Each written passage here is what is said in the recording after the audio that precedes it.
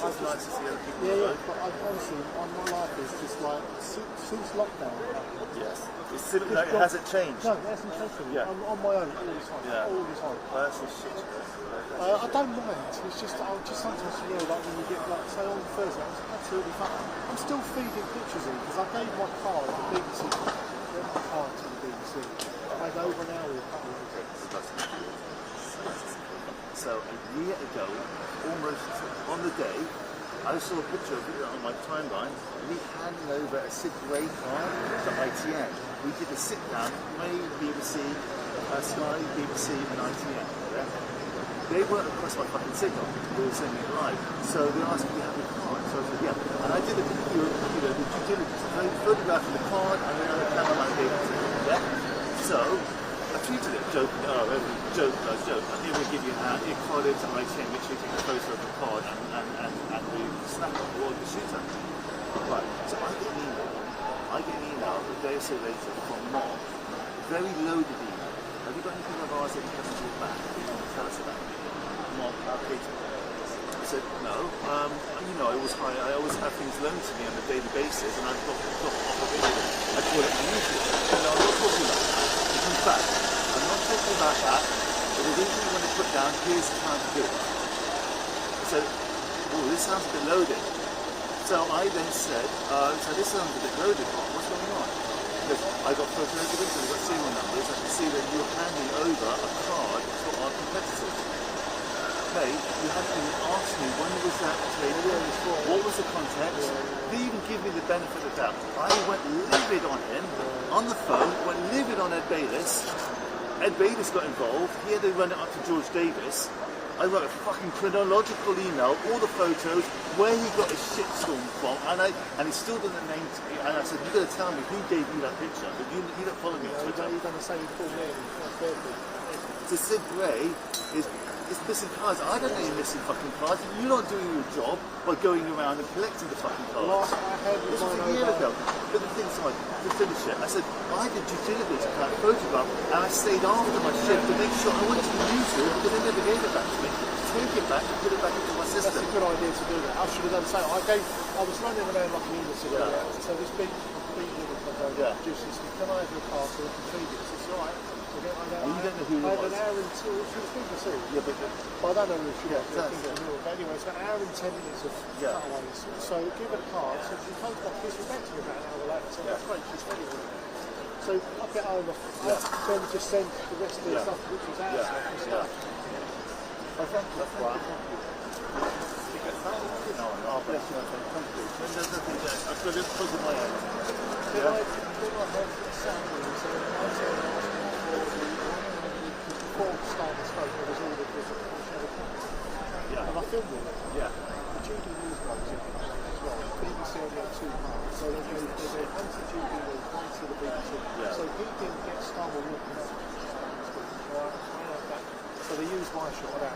But they only fed the bit they wanted. They only spent the Feinstein. Because they only for the one for me. So then 7 o'clock at night, now feeding the rest of my stuff. Mate, I'm sorry, I'm really out. But honestly, I just find it very Mark, you've known me for fucking 14 years and now you're accusing me. You know I'm fucking new. I'm probably one. He even says, oh yeah, you're one of the only freelancers we can trust. Well, I said to him, I'm not fucking, what's his name? What's his fucking name? Ramsey. I said, I'm not Ramsey. You know, I'm not saying you are. I said, dude, you know how the question is to me. Make you full aware of the assumption before you lie. Yeah, man. Yeah. There's no one else here. So they wanted me to get out of the arrival coming down. I can't do things because there's that, if that happens, I can't get it. This is going to happen first at 9 o'clock. I'm sure I can see. And then I want to take it in longer. But then there's something to do. I can't obviously get to it. So I come up and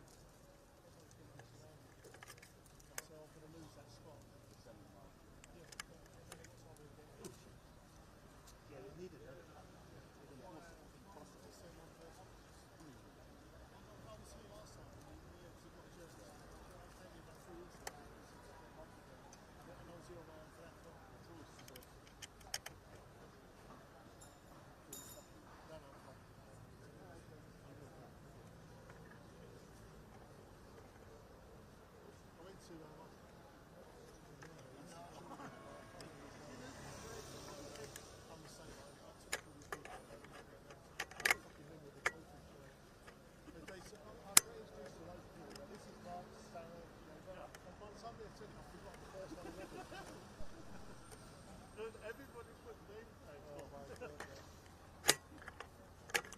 I went to, Sold. Oh, love it, man. Oh, that'd be lovely. It was lovely. Oh, well, weather, we had a weird, the absolute perfect week, which the week before it was raining. It was 27, 28 degrees. We walked 60 odd miles in about 7 days, 6 days, so it was about 10 miles a day. oh, well, mate. Well done. We went to the border in North Korea. Good, I'm enjoying it. And then we had the viewpoint of the McDonnell by Feinstein. You could see people wandering around. No, just wandered. We just Did you go in the hut? And it's the proverbial crossing line. You step over. Now there's the viewing point, these binoculars there, and you can see people wandering around in this video. Oh, there is so much in there in the fields. Oh. It's a great place to go. It's really enjoyable. All of the stage. All of the stage. No matter where it is, it's the stage.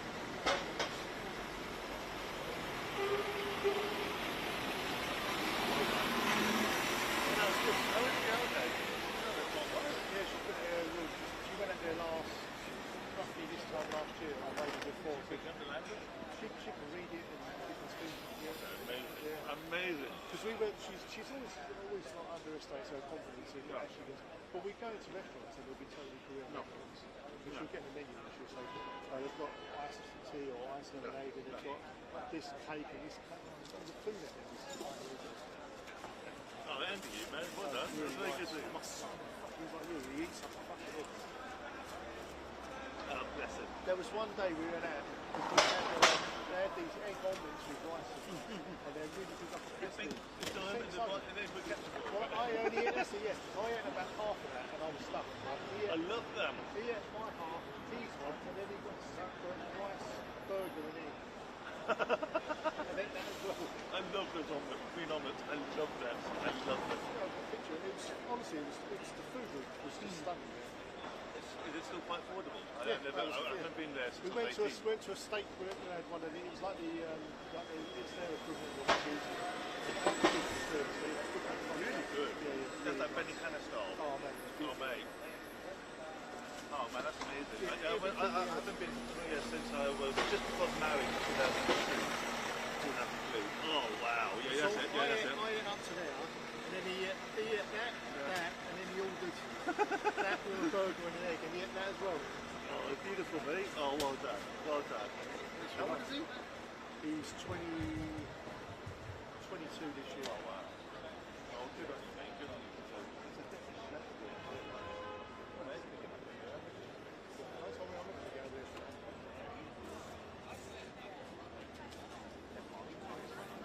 Yeah, look, he's a big lad.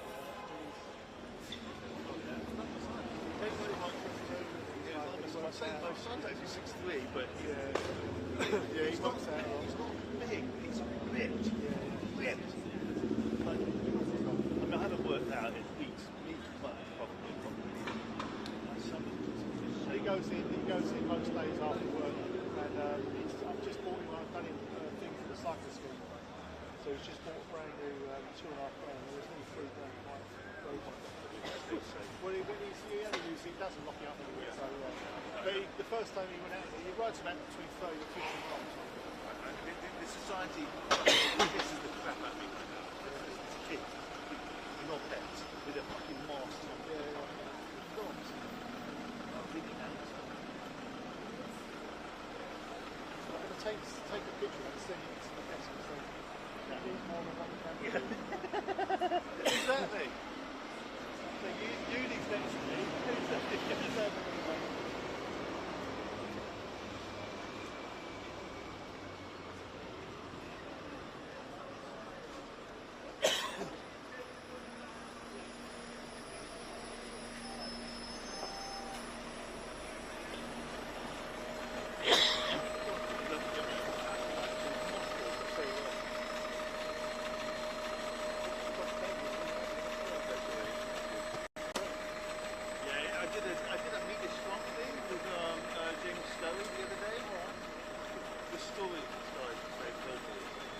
Jeremy Poland, Adam Little, ex-like war correspondent.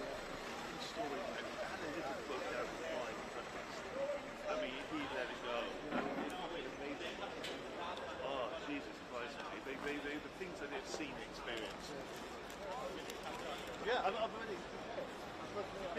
said to them this morning, I said, look, I said, they want to be here at 8 o'clock. When I've got here, there was already like a load of people here. And I don't know.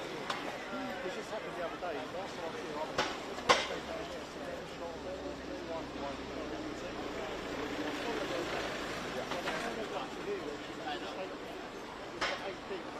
So I couldn't get anywhere near there.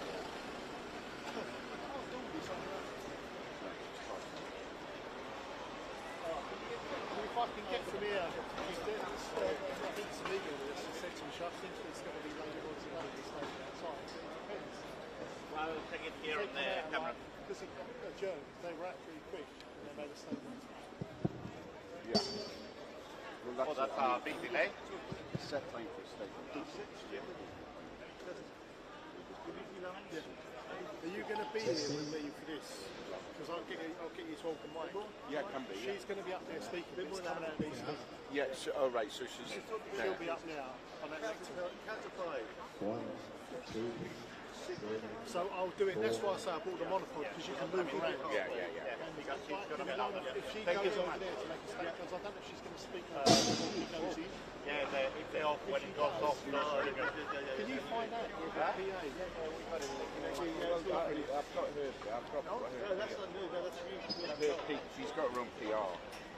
In the press center, they are put up and retain their feet. Oh right, I You see. know what I mean? If they're there, everything just take the pressure off, they're trying to get over. And if they are there, what I'll do is I'll run over our press.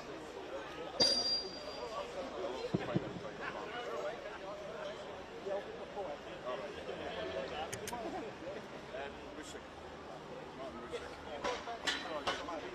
Yes.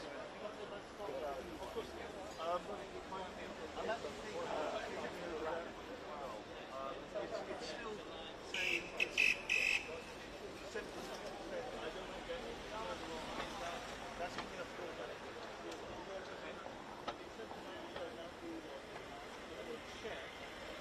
just want to make sure that battery's actually connected because Well, yeah. Well, no, this is internal. It's not going. yeah, I just put that in there. And I didn't actually check that it was coming out. Sorry. no, it's not connected. This is why they check. I just think it's something there. You know what happened the other day is I ran it off the power.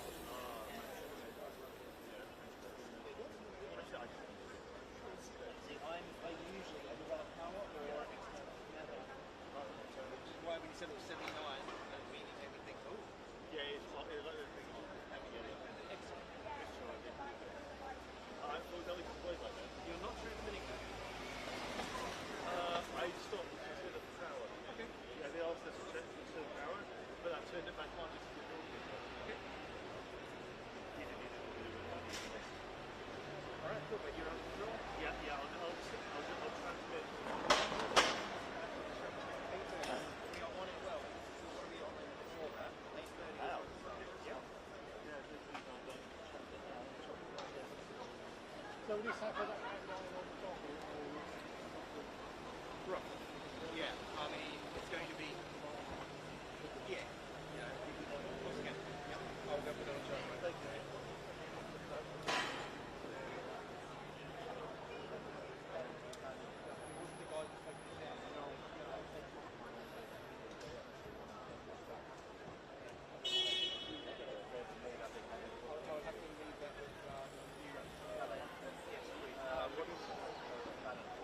Danny is the other guy.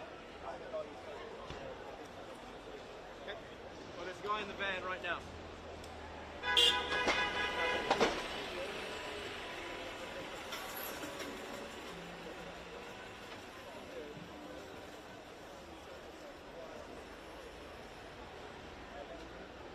Please turn it back on.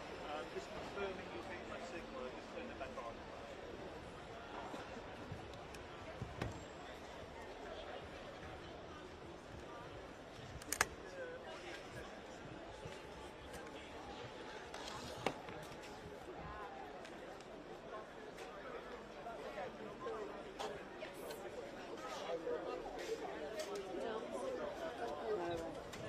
Sorry.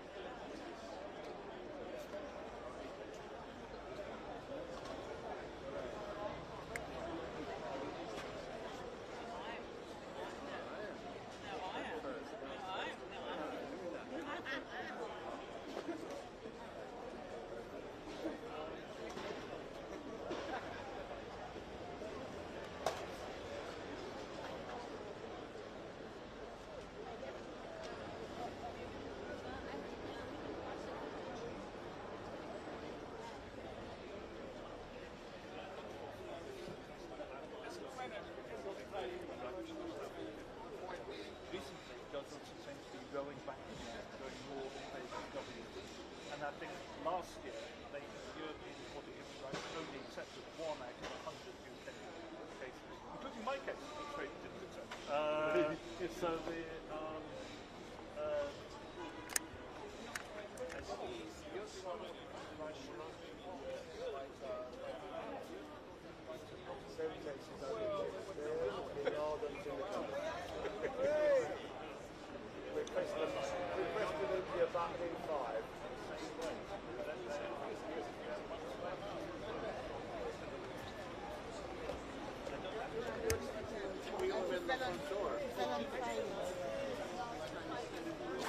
I would say no.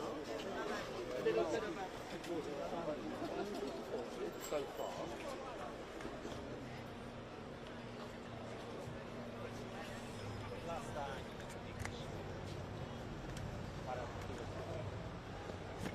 I don't see any reason why the court, the same judge, would change something about this proceeding. It's going to be exactly the same. There are still like 3 proceedings. The court can absorb.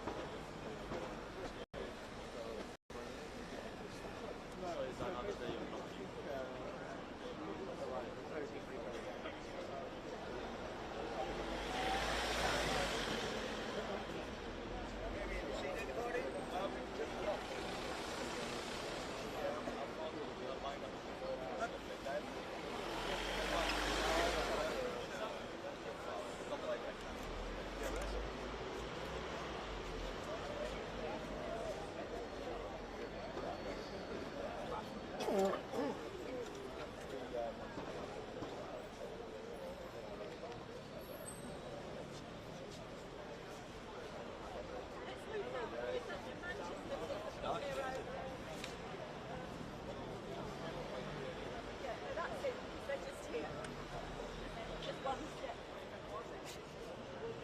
So who started that bullshit then?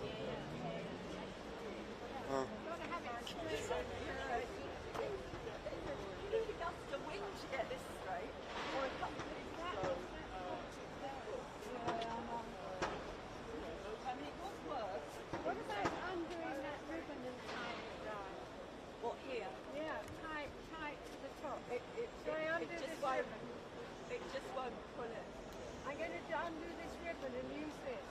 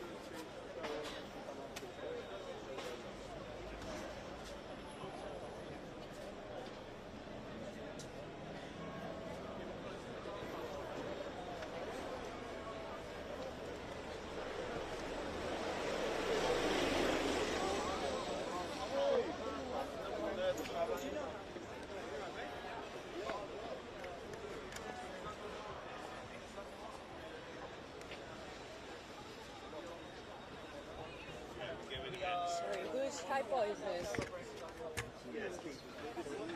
Oh yeah, I think it's Whose typo is this? Sorry, I need to. Yeah, I'm gonna move that. Can I move now? Yeah, you Because I can need to move go. it as long as Okay, if you're okay with that, I'm gonna throw it here. Sorry. Oh, I see the speakers.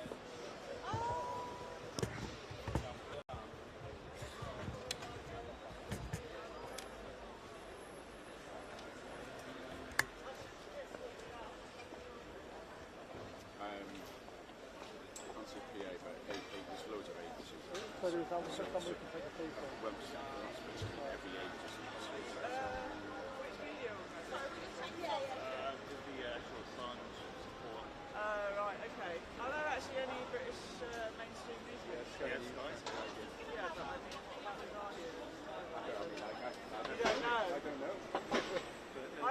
asking everyone. Yeah, they're all from Germany, Italy, CNN, campaign. You mentioned that we're getting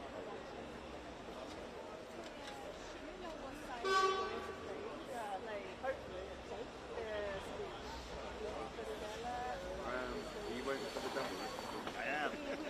They pay more than Sky. I bet they do.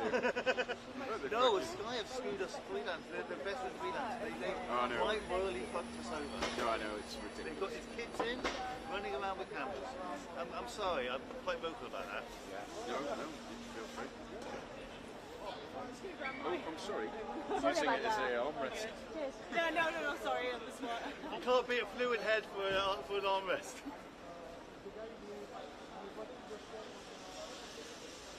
So no, I mean, I've been extremely loyal with them for 14 years. I mean, and they really helped me out, but in the same sense, they squashed us out. And come the election, who knows what's going to happen.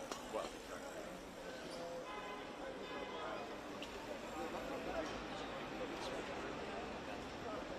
Because they got kids now. I mean, really. so you can take their job. Aaron Scott was training the Ranger guys. I did one night where I trained legs, and I said to Ed, well, I'm training the person who's going to replace me. Oh, no, you need Lex Ramsey when he started. Yeah. Yeah, but you gotta have some... And expect you to do it. But this is what I was just saying, you know, like, I've booked some leave, and now they're saying it's very, very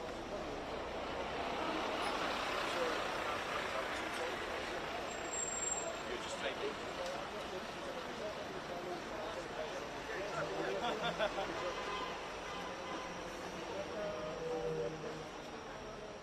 Yeah, no, it's just really weird. I just, loads of times, I just there's something wrong with me. I swear, I really don't. I don't think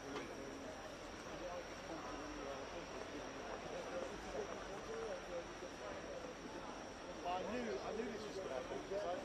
Like last time, I did lives over there. I couldn't get the statement because the last one was so I was hoping they would show exactly that.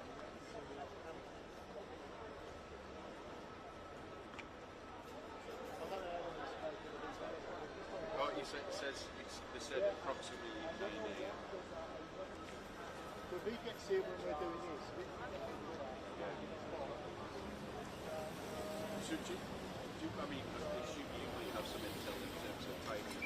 Yeah, let me have a look at that. You know, Nick,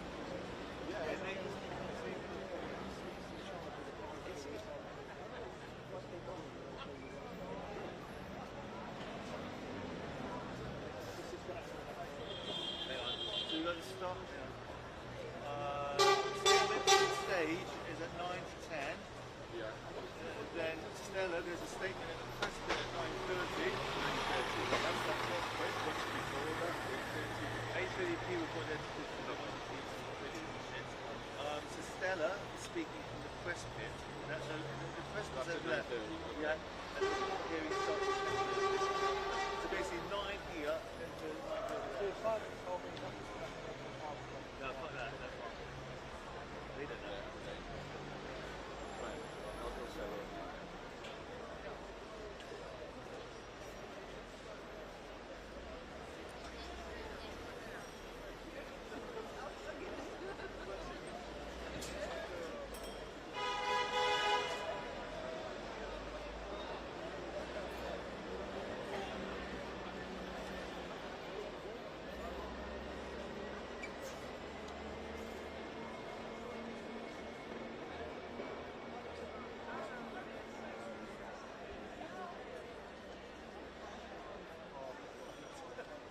With a black background. A dark background.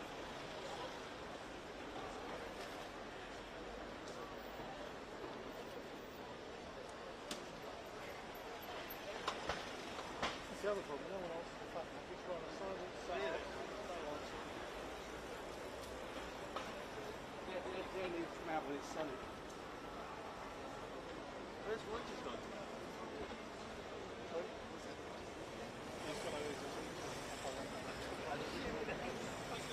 I've known him for years. No, no, I stick, and Nick, you probably know he's Yeah, I didn't think of it. You know him? What's the guy's name that's at Reuters? What's the guy's name? Yeah, I knew it was... I thought it was some fucking European name. I heard him say, I knew it was Gary, but I was thinking, no, that's not Gary. He doesn't look like a Gary. I thought it was some European name. I was second guessing myself. I haven't seen him in years. Oh, really? No, because I'm normally...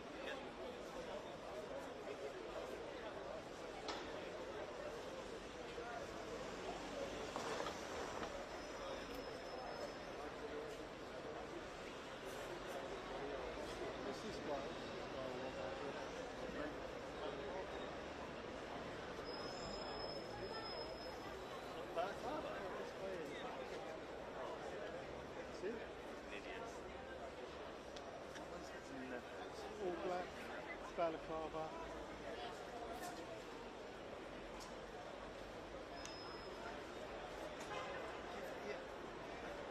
I like how the stage guys are blocked out their number plates. Front and back. I get it, so they don't want to be associated. Well, it's not just that. I guess they don't want to be associated. Maybe that's why. Yeah.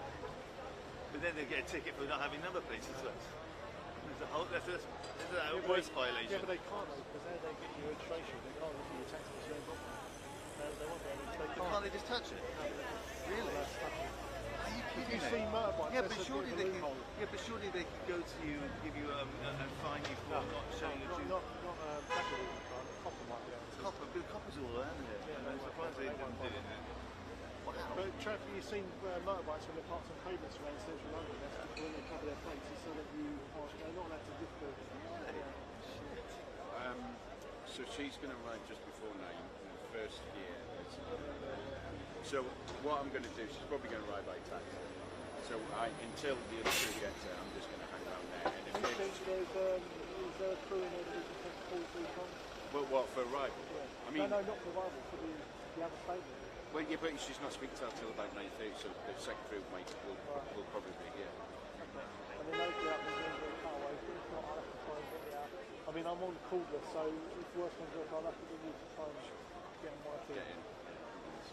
Get me help with that. Well, the thing is, normally they've got a little pen. Last time they had a little pen around it, so I was with Jim Old and Jim went into the pen and just cracked down on the front. Yeah, exactly. So you may be able to do that. Yeah, I can do that. So I'll just have this mic up here and that'll pick up the sound from that, or I'll try and point it out. Yeah, sure. All right. I'll just hang around there, and then at least I can get an arrival shot on an iPhone or something. Yeah, so the like for late I think I've got your number. What time do you have? to get party. I was our call time was 6.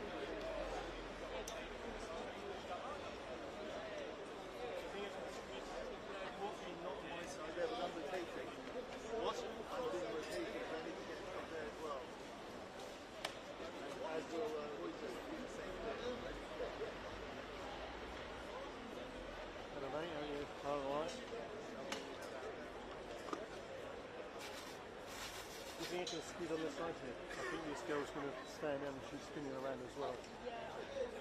That's why she's gone in now. Maybe if you went the outside of the pen, the other side. No, go the other side of the pen.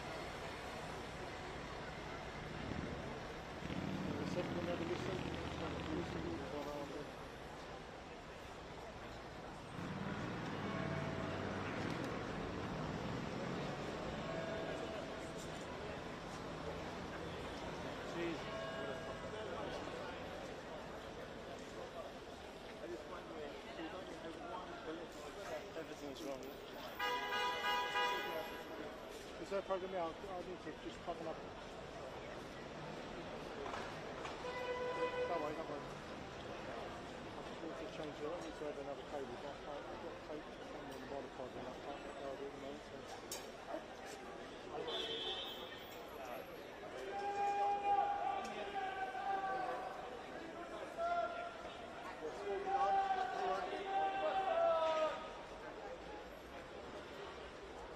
That's nice spot. I'm not sure. I don't think I'm in anyone's mood. I'll have to say a word for it. I just need to grab a cable out of my bag. Alright, cheers, man. Are you getting the mic though, yeah?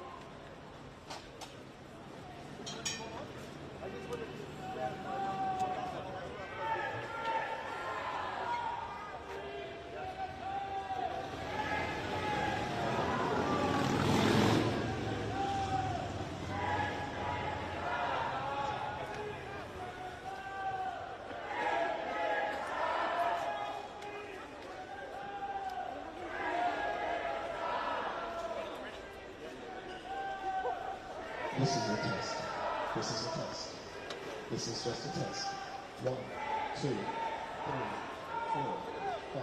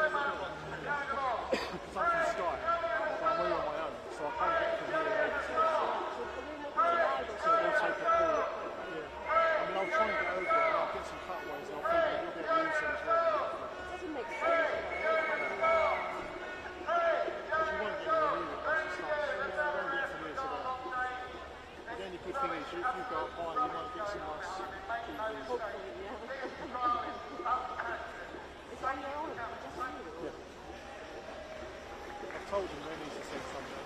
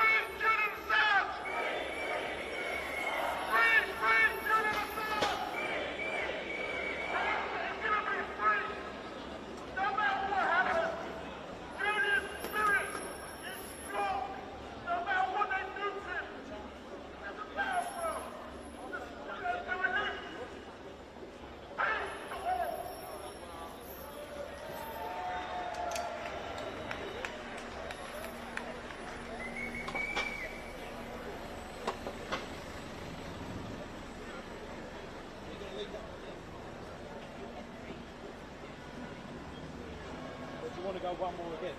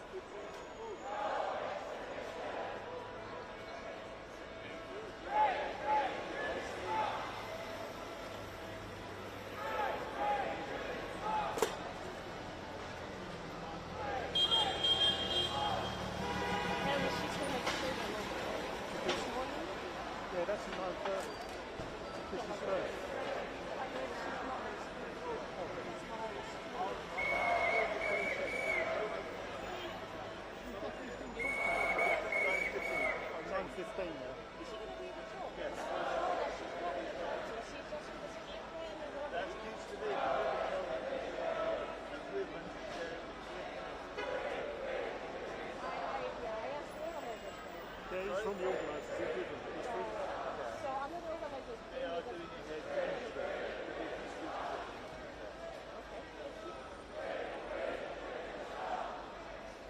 You can go there if you want. I have another camera there, thank you.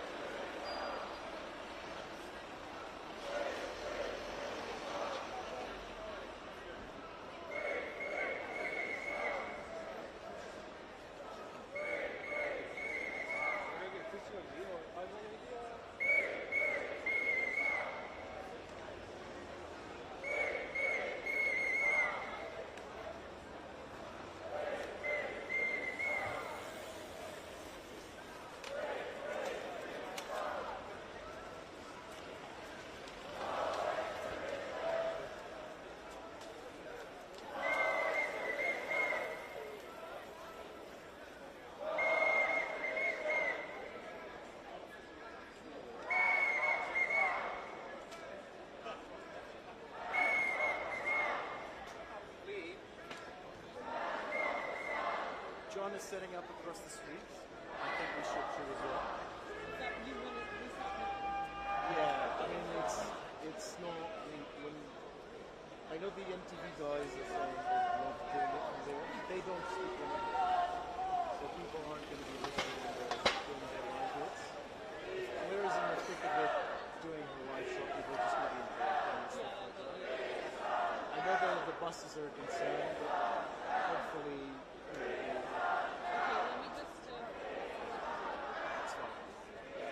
And also, it looks like they want some sharing, so I'd rather keep the two workshop positions together because I'm going to have to produce.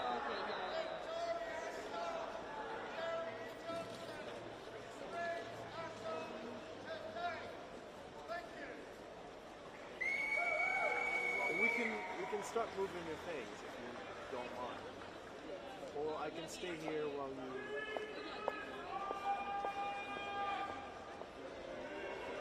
Better yet, I'll get Alessia to.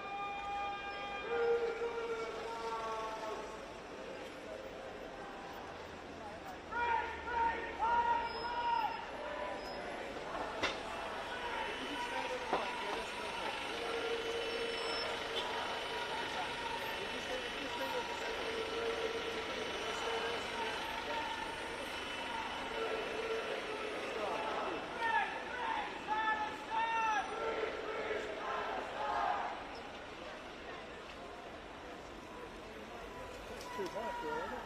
What? That's going to be too high. Too high, I know. The policeman on the collector. Hey, excuse me. That's going to be way too high.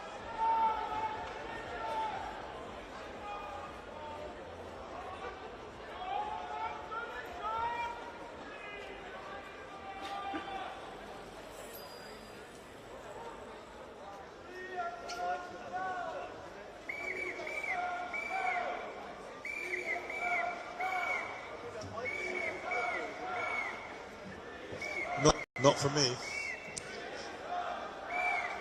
For shorter people, it's definitely too. Children, it's definitely too.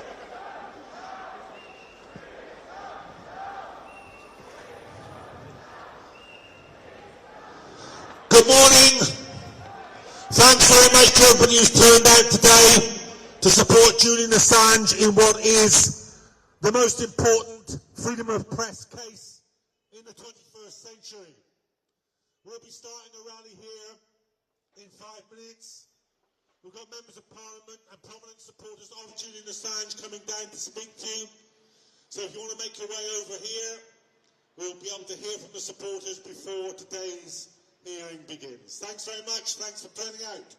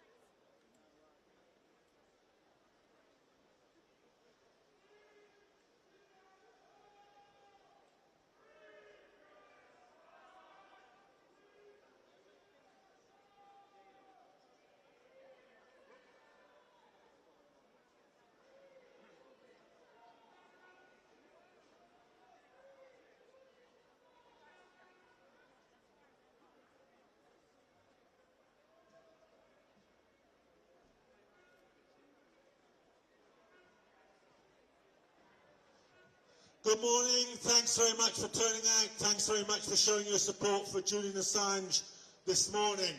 My name's John Rees. I'll be emceeing the stage today. It's a very important case. Very important that you found the time here to defend Julian Assange and to defend freedom of press. We've got some very impressive speakers here who've come to show their support for Julian Assange. I want to introduce the first of them. He's the Labour MP for Hayes and Harlington. He's worked tirelessly to support Julian Assange. He's begun a demand for an inquiry into the way in which the CPS destroyed its entire stock of emails in the Swedish case. He's done unprecedented parliamentary work. Please give a warm welcome for John McDonnell.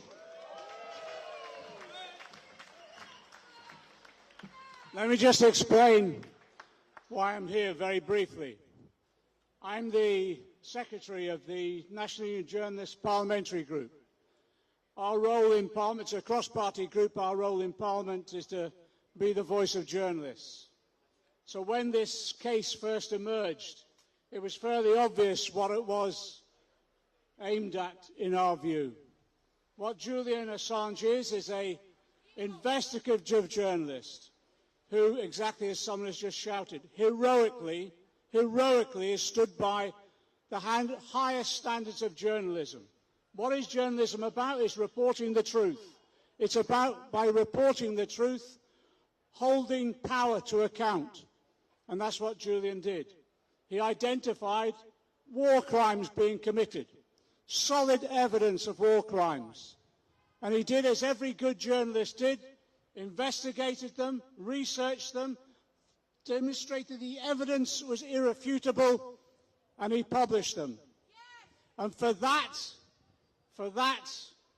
the state, the US in particular, but other states as well, have sought to repress his ability to operate as an honest and professional journalist. And my God, he's suffered as a result of that. I visited him in Belmarsh prison. If you've not been in Belmarsh, let me tell you, I've been there a few times to visit constituents. It's a brutal and harsh regime. When I visited Julian last time, there'd already been a suicide on his wing. Self-harm, mental breakdowns, mental health problems. He's endured all that with courage and determination. For that alone, he's won my admiration. But also in this last few weeks, as a result of another brilliant journalist, an Italian journalist called Stefania Morizzi, remember that name. For years, she's been working and researching on this case. And she was putting freedom of information questions to the Crown Prosecution Service. And then first of all discovered evidence of the Crown Prosecution Service interfering in the Swedish case in order to secure Julian's extradition to Sweden and then clearly on to America. It was deliberate interference. But then after that, when the first evidence was found, and she approached me because she was having problems getting those responses to the freedom of information questions, I put down on her behalf those questions again. And then we discovered, having found the first evidence of interference, then we discovered the Crown Prosecution Service has deleted the emails of the solicitor who was dealing with the case, and then couldn't even give us the rationale for that or the rules by which emails are deleted in these cases. So what we've done now, on a cross-party basis again, myself, Jeremy Corbyn, David Davis, former Conservative Minister, Caroline Lucas from the Green Party, we've submitted a request to the Justice Select Committee in the House of Commons to investigate, launch a short, sharp investigation into the role of the Crown Prosecution Service in this case. Because already, as we've seen, Stefania's evidence demonstrates interference in this case, and I think that interference clearly with the motive of the extradition of Julian to the US. Now let me say this, I believe, like you, if Julian is extradited, I believe his life is at risk. I do not believe he will be safe, and I do not believe, actually I don't believe any of the assurances that we've been given so far. So I'm hoping today the court will decide the assurances are not good enough. In my view, I think they should then say Julian should be released and go free and join his family again. But let me say this again, just in my role with regard to the National Union of Journalists. This case is globally important. Why? Because it's trying to say to journalists across the globe, report the truth and this is what will happen to you. So just as those tragedies in Gaza at the moment, 140 journalists being killed by the IDF, the message is going out there, and as a result of this case, to all journalists, you report the truth and we'll come for you. So we're not just standing up for Julian Assange today, we're standing up for journalism, but journalism is one of the foundation stones of democracy. So we're standing up for our freedoms, our civil liberties, and our democracy. Solidarity to Julian, solidarity to this campaign, and let's hope we win today. But if the court doesn't make the right decision, we'll be back until we secure his release and our freedoms once again. Solidarity.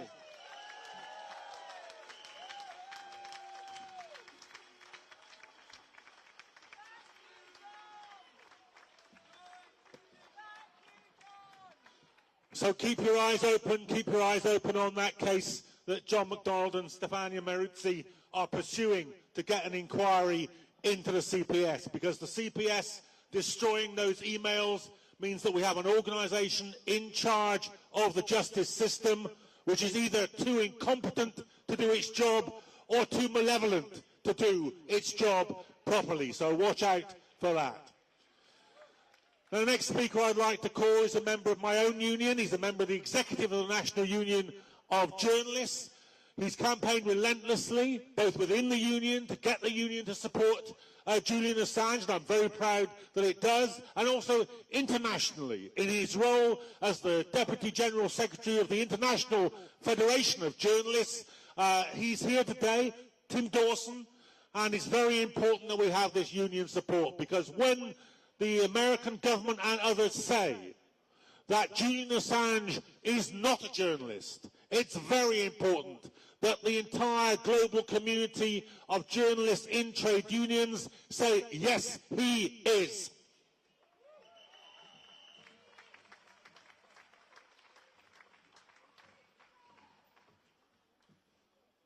Friends, for 230 years, the First Amendment to the United States Constitution has guaranteed free expression and a free press. It safeguarded the New York Times, the Washington Post, and countless other publications in the United States. And you might imagine that it would also offer protection to Julian Assange. But sadly, not everybody in the United States thinks that. Mike Pompeo, when he was director of the CIA, since then Secretary of State, said that the First Amendment wouldn't apply to Julian Assange because he is not an American citizen. What a despicable point of view from a country that claims to lead the free world.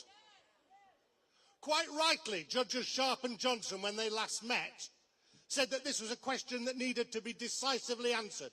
They needed to know from the United States government, yes or no, would the First Amendment protect free expression in the case of Julian Assange?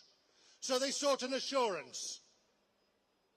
Unfortunately, the assurance that has come back is anything other than clear. Where they might have offered a straightforward yes or no, they said Julian Assange may apply for protection and it will then be at the discretion of the court. So what Judges Johnson and Sharp have to determine is whether that is a promise that we can trust. And not only must they examine the words of that promise, which I would say are dangerously equivocal, they must also consider who it is that has made that assurance.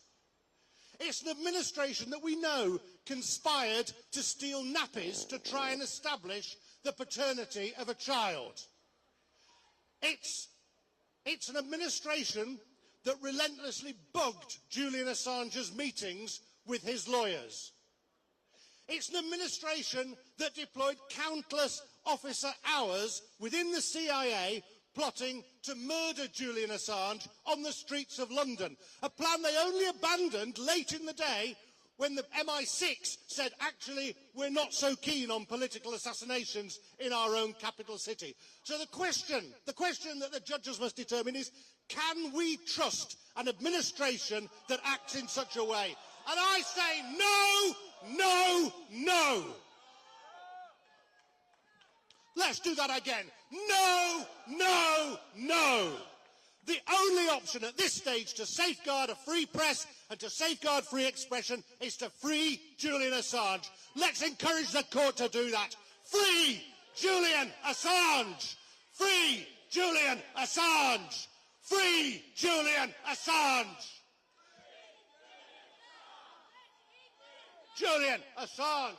Now let me tell you, whatever is the decision today, and I hope it's the right one, but we must stand resolute. whatever the decision is, to continue to defend the free expression, to continue to defend Julian Assange. I give you my assurance that the National Union of Journalists and the International Federation of Journalists will be side by side in that fight wherever it takes us.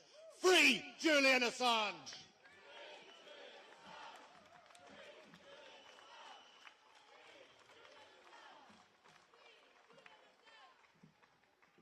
Thanks very much, Tim Dawson, and thanks very much to the International Federation of Journalists for their support in this case. Now, our next guest this morning is somebody who I meet regularly, and I meet her regularly because she is there when anybody who is oppressed or downtrodden, when anybody who needs help fighting the system is engaged in a struggle. I always see the MP for Popular in Limehouse, Absama Begum, standing by their side.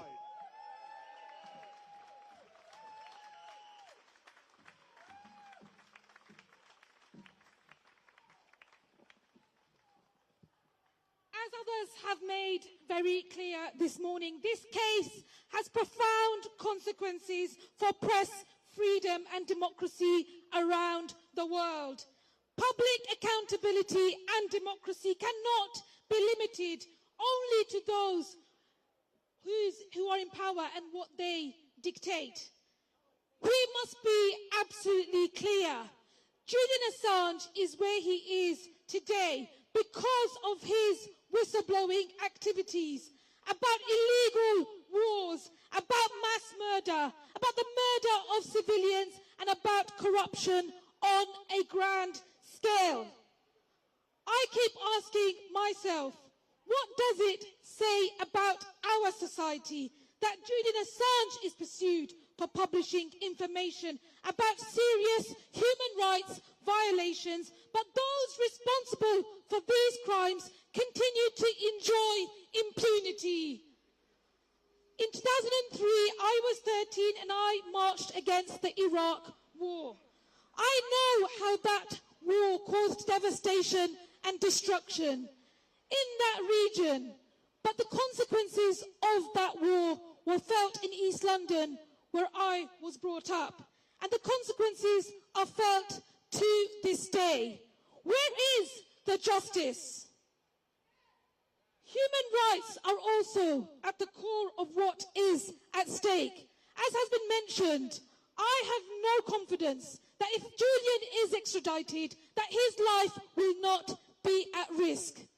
The evidence is very clear that if he is extradited, he could be at risk of treatment amounting to torture and other forms of ill treatment, punishment including the death penalty. That's why I think people all over the world understand the seriousness of this case.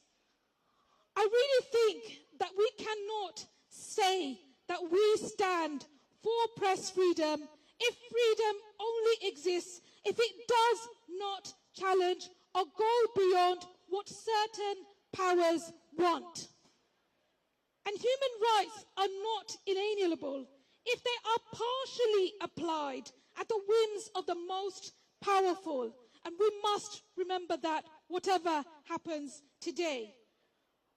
Press freedom and human rights are exactly about protecting people against the tyrannies of power. And it's that freedom and that right that we must continue to defend today and going forward. Free, free! Free, free! Solidarity.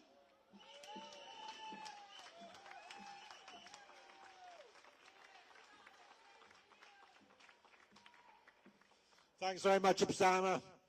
Now, we want the court to hear a very clear message today, and that message is this. There's only one decision.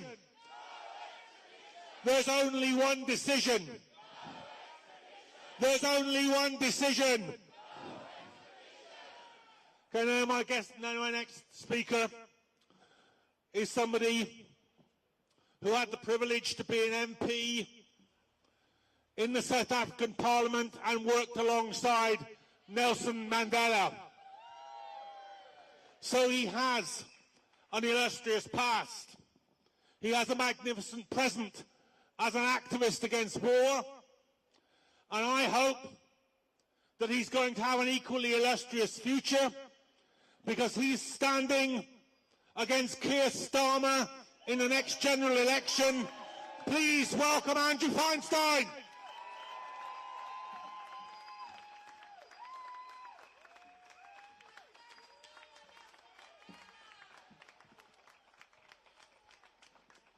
Thank you very much, and thank you for all being here. For the past 23 years, I've investigated, researched, and written about the global arms trade. And all of that work was dependent on whistleblowers and sources. When Julian Assange created WikiLeaks and revealed overwhelming evidence of war crimes committed by the United States and other Western governments, he changed the game. And that's why he's in the situation that he is in. Because the information that he has put into the public domain threatens the imperialism, the warmongering, and the brutality of our own governments.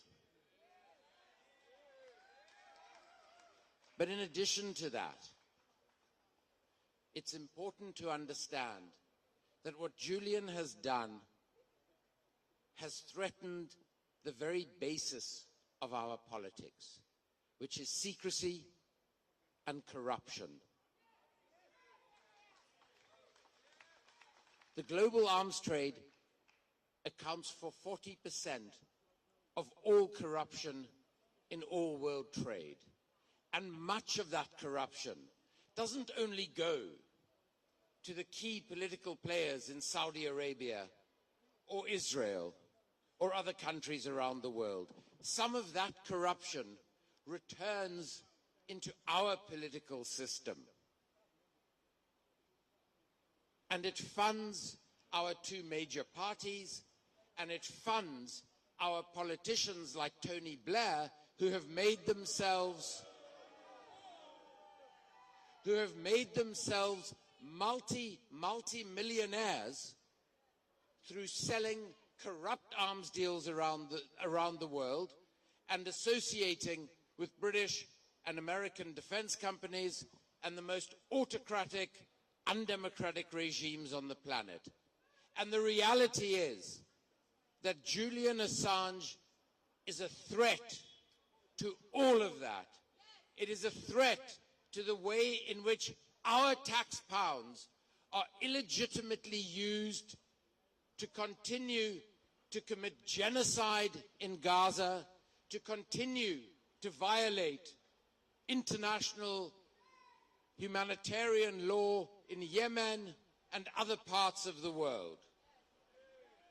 So the reality is, today and until he is free, we are all Julian Assange.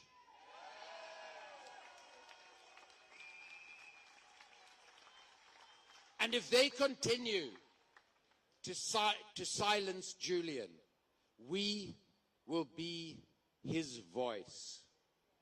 So we say to those judges today, we say to the governments of Britain and the United States of America, free the truth, free Julian Assange.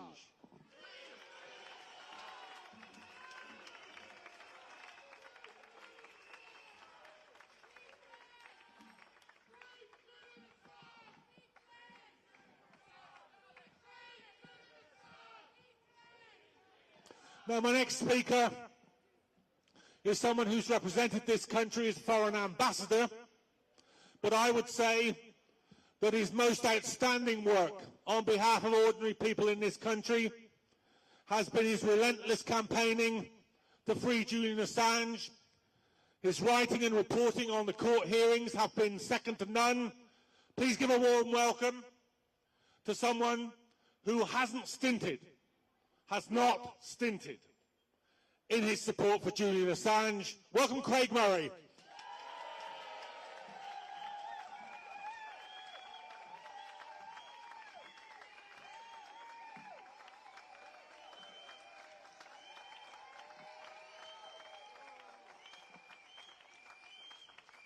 Thank you, Dens. Thank you. Thank you so much. There's so many of us here who've been doing this, campaigning to get Julian released, campaigning for his freedom, campaigning for freedom of speech, campaigning for the right of the public to know for 12 years. And today is the day we finally secure the release of Julian Assange.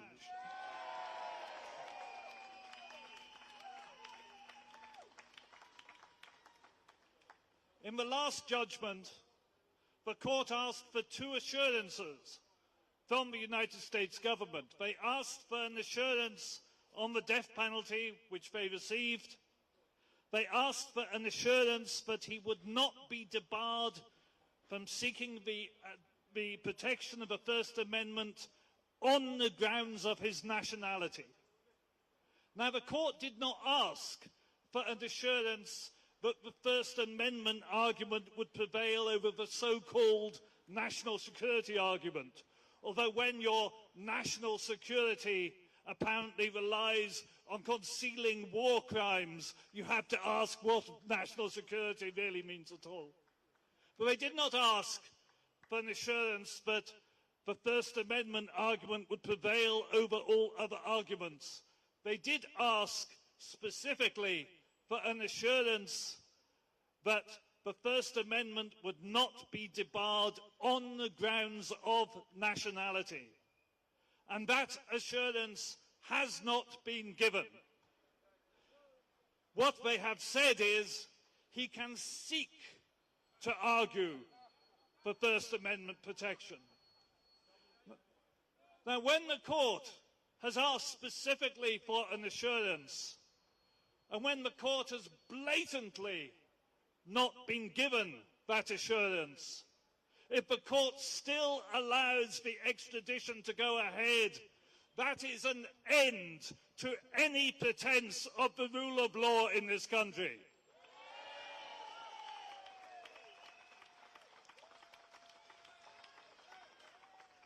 That is an end to any claim of intellectual integrity on the part of the legal system. That would be an end to the self-respect of these grand Victorian buildings, this tremendous mockery of power where the authority of the state is stamped upon the people. We will see it all for what it is, a callous abuse of power and a charade of justice.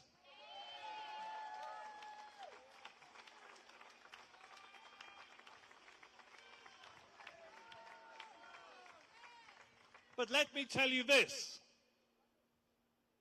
I do not think we will see that today. I think today we will win, because I think for the court to grant extradition when the assurance they have insisted upon has not been given would be such a mockery, would be such a disgrace, would be such a humiliation. It is a step too far even for this institution. I think today is a day we see Julian free at last. Thank you.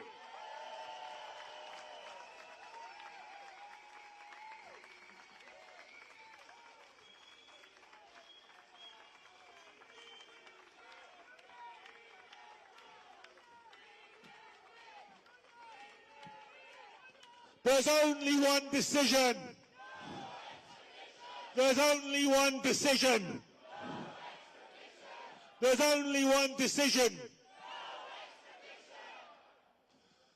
Well, it's my very great pleasure now to introduce the penultimate speaker this morning. You know that when you are sharing a cause with this man, that you're in the right place at the right time, doing the right thing. Please give a very warm welcome to the current, and I very much hope future, MP for Islington North, Jeremy Corbyn.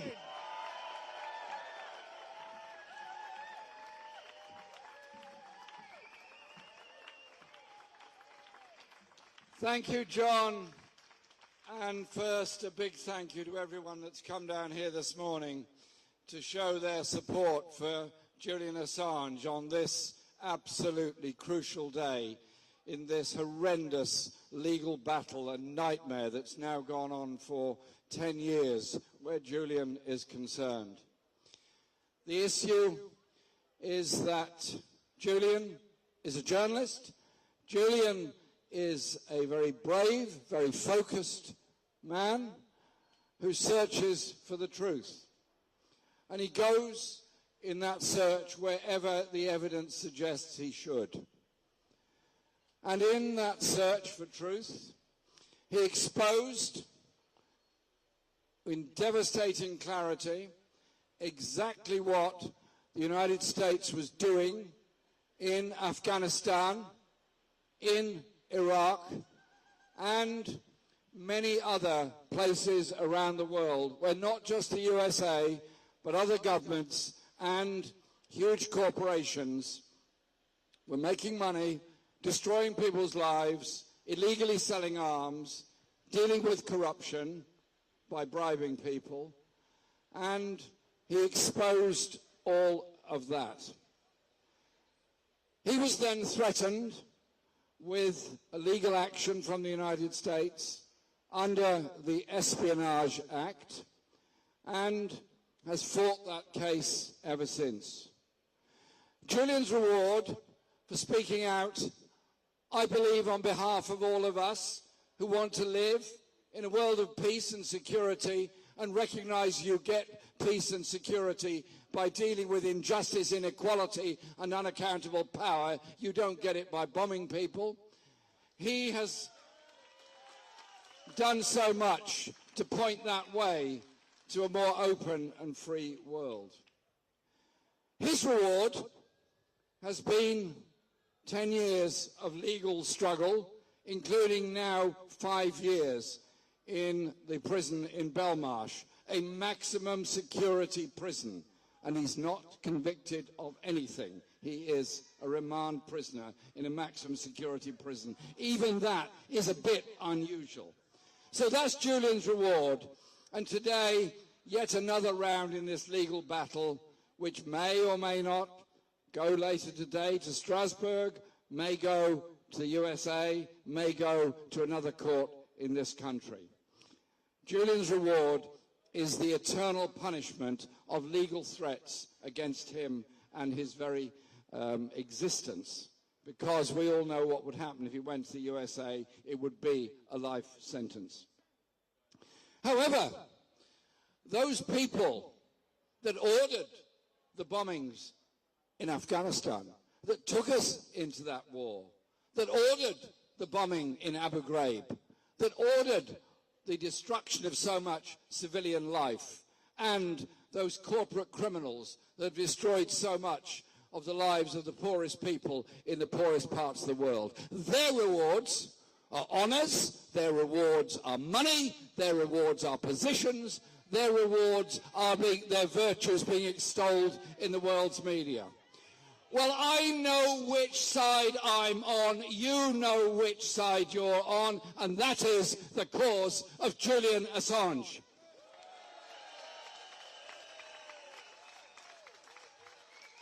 And if Julian goes down for this, if he goes down for this, every journalist everywhere around the world will be reluctant to expose a truth they know they have a moral responsibility to expose. That will be their response. It will be a suppression of our access to truth, a suppression of our access to knowledge, a suppression of our democratic right to know. So Julian's case has massive implications all around the world. And so I want to pay a huge tribute to all those that have campaigned fearlessly and steadfastly for Julian over these years. Craig, who just spoke now, John, who introduced me, and all others involved in the campaign, particularly Stella and the family, for the way that they have endured, and their moral leadership in this huge issue. They deserve our love, our affection, our solidarity and our support. And so the court will convene this morning. I do not know what the result of that's going to be any more than anybody else in this street does today. But I do know that whatever the next event is, we will be there, we will not give up, we will not walk away, we will always be standing alongside Julian Assange. And the final thing I'd say is this, to any journalists around the world who think they can ignore this story, it's all to do with espionage and criminals and crooks and so on, think again. And to our friends in the United States, we need your voice. Those of you occupying the campuses, well done. Those of you that are campaigning for a ceasefire in Gaza, well done. Also, turn your minds in support of somebody that has exposed war crimes and war criminals around the world, and show solidarity with Julian Assange as well. Thank you very much.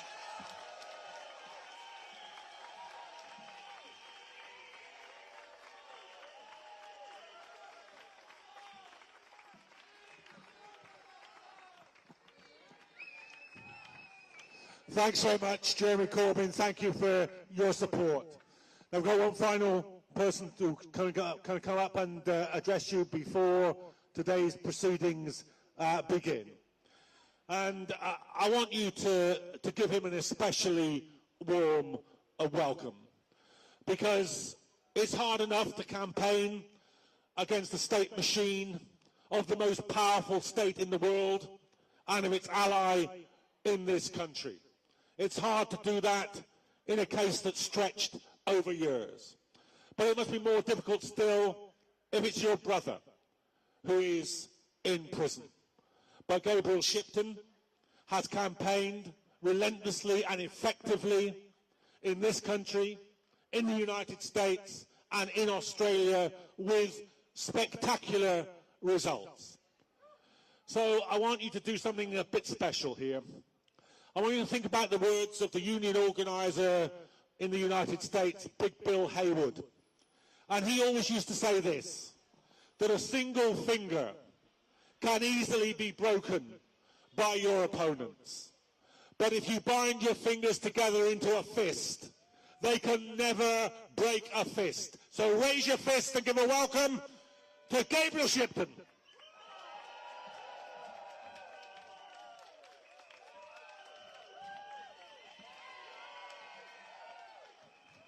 Thank you so much. Thank you. I mean, it's very humbling to be following after so many great speakers this morning. And, you know, these hearing days, it's a sort of bittersweet moment, because we come here, I've flown in from Australia, and we've met so many people that we've campaigned alongside over the years, so many people from all over the world, all gathered here today.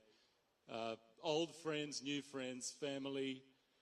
I just want to thank everybody who's come today and who's come to every single hearing. And this really means so much to us, to my family. It means so much to Julian that you're out here campaigning to save him, campaigning to free him. So thank you so very much.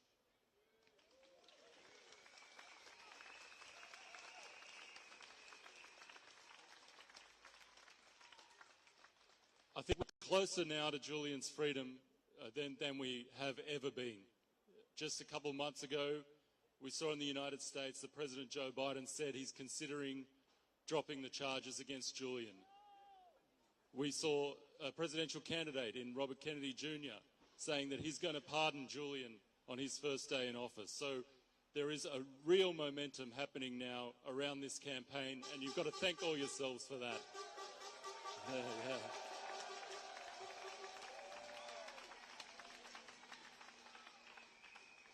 But what we need today is we need these judges inside this court to see through this bait and switch assurance that the US has given.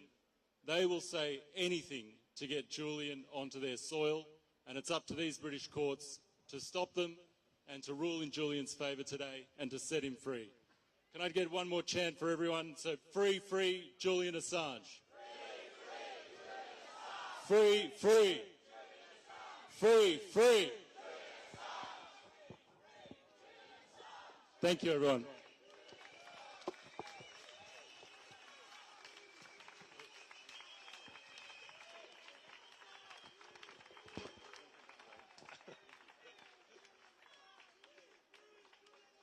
Okay, thank you very much, Gabriel Shipton, and thank you to all of you who've turned out this morning to support Julian Assange and to demand that the free press is returned to the people who need it most, and that's the ordinary people of this country and the ordinary citizens of the globe. So thanks very much for being here.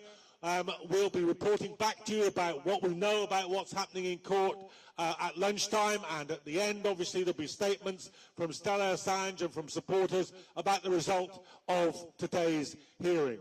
But no matter how that goes, there will still be a fight to be fought, and we're looking to you to be at the heart of that fight. Thanks very much for coming.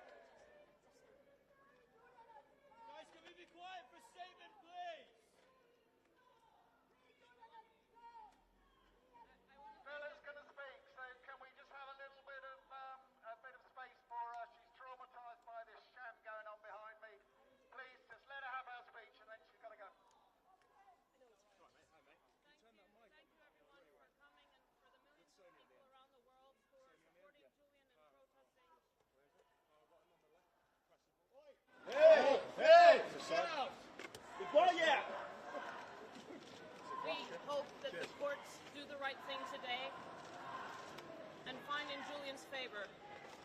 But if they don't, we will take an emergency injunction. We will seek an emergency injunction from the European Court of Human Rights. Thank you. How's Julian doing?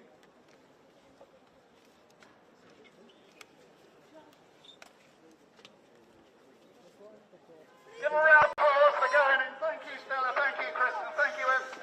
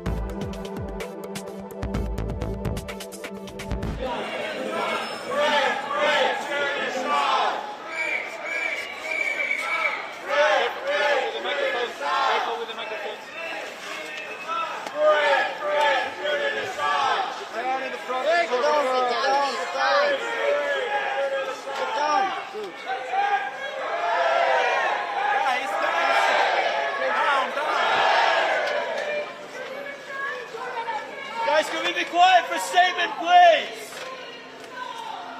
I want to. Bella's going to speak, so can we just have a little bit of space for her? She's traumatised by this sham going on behind me. Please, just let her have her speech, and then she's got to go. Thank you everyone for coming and for the millions of people around the world who are supporting Julian and protesting. Where is it? Bottom on the left. Wait! Hey! Sit out! Quiet! We hope that the courts do the right thing today and find in Julian's favour. But if they don't, we will take an emergency injunction. We will seek an emergency injunction from the European Court of Human Rights. Thank you. How is Julian doing?